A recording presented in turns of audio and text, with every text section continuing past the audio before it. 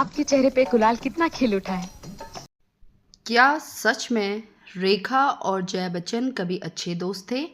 क्या दोनों के बीच सब कुछ सामान्य था या फिर अमिताभ बच्चन की वजह से उनके रिश्ते में ऐसी दरार आई जो कभी नहीं भर सकी? आज की इस वीडियो में हम किसी अफवाह नहीं बल्कि उपलब्ध सार्वजनिक घटनाओं, इंटरव्यू और उस दौर के चर्चाओं के आधार पर इस पूरे मामले को समझने की कोशिश करेंगे। लेकिन याद रखिए, अमिताभ बच्चन, रेखा और जया बच्चन में से किसी ने भी अपनी निजी रिश्ते के बारे में पूरी तरीके से खुलकर कभी पुष्टि नहीं की। इसलिए जहां तक तथ्य उपलब्ध हैं उन्हें तथ्य के रूप में और जहां केवल चर्चाएं हैं उन्हें चर्चा के रूप में आज की वीडियो में आपके सामने प्रस्तुत करेंगे। 1970 का दशक बॉलीवुड के लिए एक सुनहरा समय था। इसी दौर में रेखा ने अपनी मेहनत और अभिनय से खुद को शीर्ष अभिनेत्रियों में शामिल कर दिया। दूसरी ओर अमिताभ बच्चन लगातार सुपरस्टार बनते जा रहे थे। उनकी फिल्में एक के बाद एक सफल हो रही थी। जया भादुरी पहले से ही स्थापित अभिनेत्री थी। उन्होंने 1973 में अमिताभ बच्चन से शादी कर ली। शादी के बाद उन्होंने परिवार को प्राथमिकता दी और फिल्मों से दूरी बना दी। इसी बीच रेखा और अमिताभ की जोड़ी कई फिल्मों में साथ दिखाई देने लगी। दर्शकों को दोनों की केमिस्ट्री बेहद पसंद आई। धीरे धीरे फिल्मी पत्रिकाओं ने दोनों के रिश्ते को लेकर तरह तरह की खबरें छापनी शुरू कर दी। लेकिन ध्यान देने वाली बात यह है दोस्तों कि उन खबरों की कभी आधिकारिक पुष्टि नहीं हुई है। आपको ये भी ध्यान जरूर रखना चाहिए। अब आगे बताएंगे कि अफवाहें कैसे बढ़ी। उस समय सोशल मीडिया नहीं था। फिल्मी मैगजीन ही लोगों तक खबरें पहुंचाने का सबसे बड़ा माध्यम था। कई पत्रिकाओं में दावा किया गया कि अमिताभ और रेखा दोनों एक दूसरे से काफी करीब थे।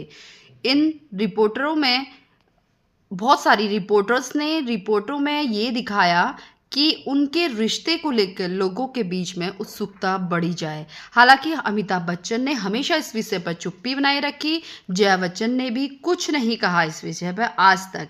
इसलिए आज भी इस रिश्ते की पूरी सच्चाई रहस्य बनी हुई है।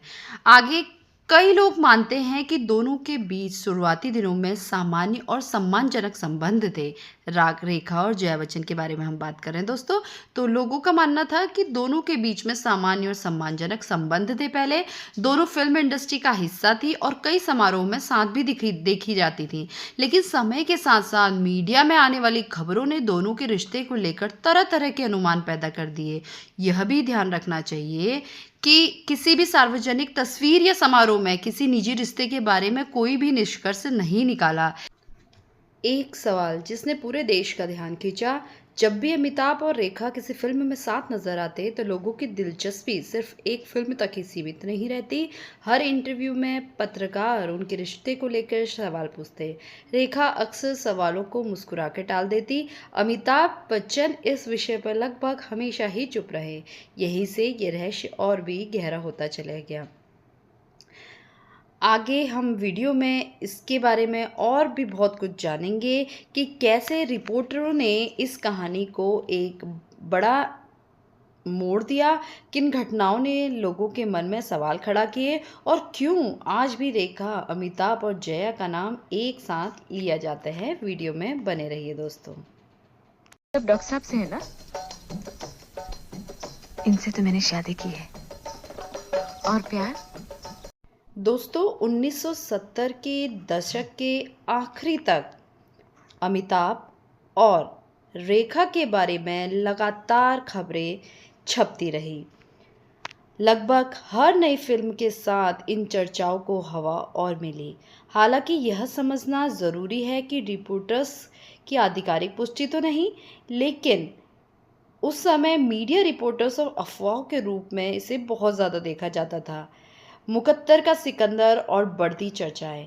1978 में रिलीज हुई मुकद्दर का सिकंदर उस दौर की सबसे बड़ी फिल्मों में से एक थी। फिल्म में अमिताभ बच्चन और रेखा की जोड़ी को दर्शकों ने खूब पसंद किया।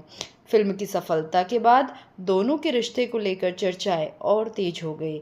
इसी समय कई पत्रिकाओं ने दावा किया कि दोनों के बीच में सिर्फ पेशेवर रिश्ता तो नहीं बल्कि उससे कहीं ज़्यादा है, लेकिन इसका प्रमाण किसी के पास नहीं था। जया बच्चन की चुप्पी। इन खबरों के बीच सबसे ज़्यादा चर्चा जया बच्चन की प्रतिक्रिया को लेकर होती थी।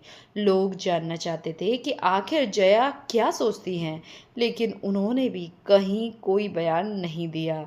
उनकी यही चुप्पी लोगों के लिए रहस्य बन गई।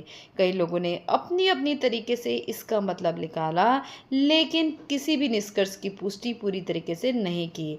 रेखा ने वर्षों में दिए गए कुछ इंटरव्यूज़ में अमिताभ बच्चन के प्रति सम्मान और प्रशंसा ज़रूर अभिव्यक्त की, लेकिन उन्होंने इन सवालों के जवाब हंस के टाल दिए। हालांकि कई कथनों की अलग अलग व्याख्याएं की गई हैं, समय के साथ उनमें भी अफवाहें जुड़ती चली गई। आज भी इंटरनेट और सोशल मीडिया पर इस विषय से जुड़ी कई कहानियां मिलती हैं, लेकिन उनमें से बहुत सी कहानियों का प्रमाण उपलब्ध नहीं है। लेकिन ये एक अफवाह के रूप में फैलते फैलते लोगों के मुंह पे बदलती चली गई। इसलिए इस कहानी को समझते समय ये ज़रूर जानना चाहिए कि हम तथ्य और अफवाह के बीच में अंतर बना के रखें। अगले भाग में हम सिलसिला फिल्म रेखा के सिंदूर वाले चर्चित प्रसंग के बारे में उठे कुछ सवालों पर बात करेंगे। यही वो दौर था जिसने इस कहानी को बॉलीवुड के सबसे बड़े रहस्यों में बदल दिया। इससे पहले कि हमारी शादी की बात होती, उसकी शादी हो गई। दोस्तों, अब बात करते हैं सिलसिला, वह फिल्म जिसने इतिहास रच दिया। 1981 के निर्देशक यश चोपड़ा ने एक ऐसी फिल्म बनाई जिसकी चर्चा आज भी होती है, और उस फिल्म का नाम था सिलसिला। इस फिल्म में अमिताभ बच्चन उनकी वास्तविक पत्नी जया और रेखा के साथ मुख्य भूमिका में नजर आए। उस समय पहले से चल रही मीडिया अटकलों के कारण दर्शकों ने फिल्म को केवल एक प्रेम कहानी के रूप में नहीं, बल्कि उनके वास्तविक जीवन से जुड़ी कहानी के रूप में भी देखना शुरू किया। फिल्म की कहानी एक विवाहित पुरुष, उनकी पत्नी दूसरी महिला के इर्द गिर्द घूमती है। यही वजह थी कि लोगों ने इसे अमिताभ, जया और रेखा की निजी जिंदगी से जोड़ना शुरू कर दिया। लेकिन यह बात कभी सिद्ध नहीं हुई कि ये फिल्म उनकी वास्तविक कहानी पर आधारित है या मुख्यतः मीडिया की बातें और दर्शकों की व्याख्या पर निर्धारित है। इसी दौर में एक शादी समारोह में रेखा सिंदूर लगाए दिखाई दी। इसके बाद मीडिया में तरह तरह की खबरें फैल गई कि क्या सचमुच किसी गुप्त विवाह का संकेत ये मान सकते हैं। हालांकि रेखा ने बाद में वर्षों में अलग अलग मौक़ों पर कहा कि लोग उनकी बातों और उनके पहनावे का अपने अपने तरीके से अर्थ निकालते हैं। इस घटना को लेकर कभी उन्होंने अपनी ओर से कोई पुष्टि नहीं की। इस विवाद के दौरान जया बच्चन ने सार्वजनिक रूप से बहुत कम बयान दिए। उन्होंने अपने परिवार और निजी जीवन को मीडिया से दूर रखा। यही वजह है आज भी इस कहानी के कई हिस्से केवल चर्चाओं तक सीमित हैं। सिलसिला के बाद अमिताभ बच्चन और रेखा फिर किसी फिल्म में साथ नजर नहीं आए। यह बात भी लोगों के बीच लंबे समय तक चर्चा का विषय बनी रही, लेकिन इसके पीछे वास्तविक वजह पर किसी भी पक्ष ने आधिकारिक रूप से कभी विस्तार से बात नहीं की। अगले भाग में हम जानेंगे कि सालों बाद जब रेखा जया बच्चन किसी अवार्ड शो में सार्वजनिक कार्यक्रम में आमने सामने आए, तब क्या हुआ, क्यों यह रिश्ता आज भी बॉलीवुड के सबसे चर्चित रहस्यों में गिना जाता है। शादी कर दी गई। हमारी तो राम कहानी सुन ली आपने, अब आप पर जो गुजरी वो भी तो बताइए। 1980 के दशक के बाद रेखा और जया बच्चन शायद ही किसी भी एक फिल्म में साथ नजर आए, लेकिन जब भी अवार्ड शो, फिल्म समारोह या सार्वजनिक कार्यक्रम में दोनों आमने सामने आती तो कैमरा सबसे पहले उनकी ओर घूम जाता। लोग यह देखना चाहते कि क्या दोनों एक दूसरे को नज़रअंदाज कर रहे हैं या सामान्य तरीके से मिल रहे हैं। साल 2016 के एक अवार्ड समारोह में अमिताभ बच्चन को सम्मान मिलने के बाद रेखा आगे बढ़ी और जया बच्चन को गले लगाया। यह दृश्य पूरे देश में चर्चा का विषय बन गया। कई लोगों ने इसे पुराने विवादों को पीछे छोड़ने का संकेत माना, जबकि कुछ ने कहा कि यह केवल एक सार्वजनिक शिष्टाचार है। असल में दोनों में से किसी ने भी इस मुलाकात का कोई विशेष अर्थ नहीं बताया, इसलिए इसके बारे में निश्चित निष्कर्ष निकालना संभव नहीं है। एक पुराने इंटरव्यू में रेखा ने जया के लिए सम्मान व्यक्त किया और उन्हें दीदी भाई कहकर संबोधित किया। उन्होंने ये भी कहा कि लोगों ने उनके रिश्ते को लेकर बहुत सी बातें बना ली, लेकिन वास्तविकता केवल वही लोग जानते हैं जो उस दौर का हिस्सा थे।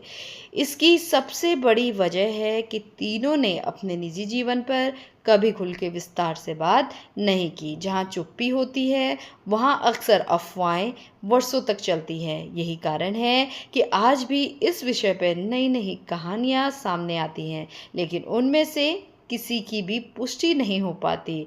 इतने वर्षों बाद भी एक बात साफ है कि अमिताभ बच्चन, जया बच्चन और रेखा का रिश्ता बॉलीवुड के इतिहास का सबसे चर्चित अध्याय ज़रूर है, लेकिन इसके कई पहलुओं पर कभी आधिकारिक पुष्टि नहीं हुई है। इसलिए इस कहानी को तथ्य और अफवाह दोनों के बीच में अंतर समझते हुए देखना बहुत ज़रूरी है।